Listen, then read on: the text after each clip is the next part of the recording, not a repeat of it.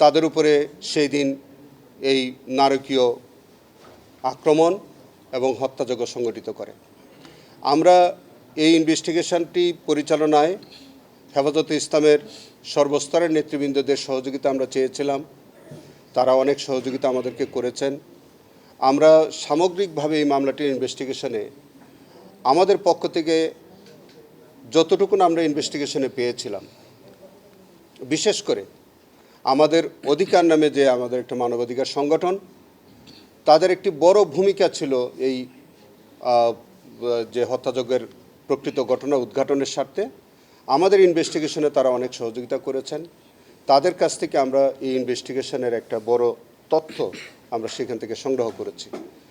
আমরা সর্বমোট 61 জন শহীদের তালিকা শহীদের আমরা শনাক্ত করতে পেরেছিলাম, তবে তার মধ্যে 58 জনের আমরা নাম ঠিকানা পেয়েছিলাম, বাকিদের 3 জনের নাম ঠিকানা আমরা সংগ্রহ করতে পারিনি। তার মধ্যে আমরা আজকে মূলত 2টি ঘটনার উপর আমরা চার্জ দিয়েছি। একটি হচ্ছে যে শাপলা চত্বরে 5 তারিখে মধ্যরাতে যে নারকীয় ঘটনা ঘটল, সেখানে 32 জন শহীদ হয়েছে। এইটি আমাদের আন্তর্জাতিক অপরাধ ট্রাইব্যুনাল আইনের 3-এর সি ধারা মোতাবেক এটা একটা জেনোসাইড ছিল, এবং যেহেতু এটা একটা জেনোসাইড এবং পরের দিন যেটা নারায়ণগঞ্জের সিদ্ধিরগঞ্জে সেখানে আরও 20 জন মানুষকে একত্রে শহীদ করা হলো, সেটাও একটা জেনোসাইড ছিল। এই 2টি জেনোসাইডের ঘটনার প্রেক্ষিতে আমরা 2টি চার্জ আমরা 41 জন আসামির বিরুদ্ধে আমরা এনেছি। আমি একটু পরে আপনাদেরকে নামগুলো একটু শোনাবো।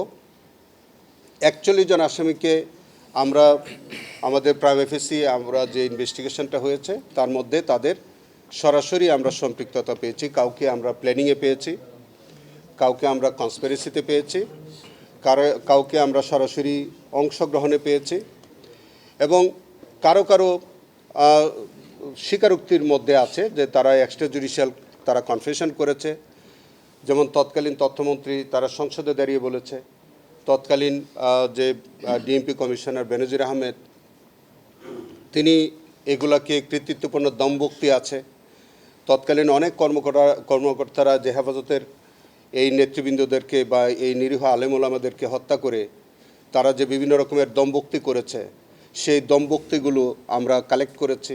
সেগুলো বিভিন্ন পত্রপত্রিকা বিভিন্ন সোশ্যাল মিডিয়াতে সেগুলো প্রচারিত হয়েছে, এবং এই হত্যাকাণ্ডকে বিকৃত করে বিভিন্ন সময় কিছু কিছু ব্যক্তি বা কিছু সংগঠন তারা বিকৃত তথ্য দিয়েছে।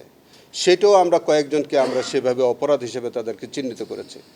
যেমন আমরা সমীকরণ নামে একটি সম্প্রচার ছিল, সেখানে টোটাল এই হেফাজতের এই ঘটনাটাকে বিকৃত করে সারা দুনিয়াতে একটা মিথ্যা তথ্য প্রচার করে, সেটাও কিন্তু এক ধরনের অ্যাবেটমেন্ট হিসেবে গণ্য করা হয়েছে ইনভেস্টিগেশনে, এবং তাদেরকেও বিচারের সম্মুখীন করা হয়েছে।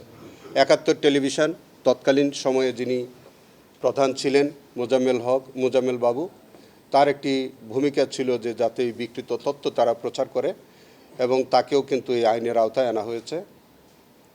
এবং সেখানে যে সকল আইনশৃঙ্খলা বাহিনীর যারা প্রধান ছিলেন তাদেরকে আনা হয়েছে, যারা সরকার প্রধান থেকে শুরু করে স্বরাষ্ট্র মন্ত্রণালয়ের 2 জন মন্ত্রী যাদের প্রত্যক্ষ ভূমিকা ছিল এই ঘটনার মধ্যে, তাদেরকে আনা হয়েছে। আজকে মাননীয় ট্রাইব্যুনাল 41 জন আসামির বিরুদ্ধে অভিযোগ আমলে নিয়েছেন, এবং যারা ইতিমধ্যে আমাদের কয়েকজন গ্রেফতার আছে তাদেরকে সুনির্দিষ্টের আবেদন সেটা মঞ্জুর করেছেন। যারা পলাতক আছে তাদের বিরুদ্ধে গ্রেফতারি পরোয়ানা জারি করা হয়েছে, এবং আগামী 16 অগাস্টে সেটির পরবর্তী তারিখ আছে যে যারা পলাতক আছে তাদের এক্সিকিউশন রিপোর্ট আসার পরে তারপরে যদি এর মধ্যে যদি গ্রেফতার করা সম্ভব না হয় অথবা যদি তারা ট্রাইব্যুনালে হাজির না হয়, তাহলে আমাদের পত্রিকার বিজ্ঞপ্তির মধ্য দিয়ে মামলাটা বিচারের জন্য রেডি হবে, এবং তারপর থেকে বিচার কার্য শুরু হবে। আমি শুধু আসামিদের নামটা আপনাদেরকে একটু পড়ে শোনাই।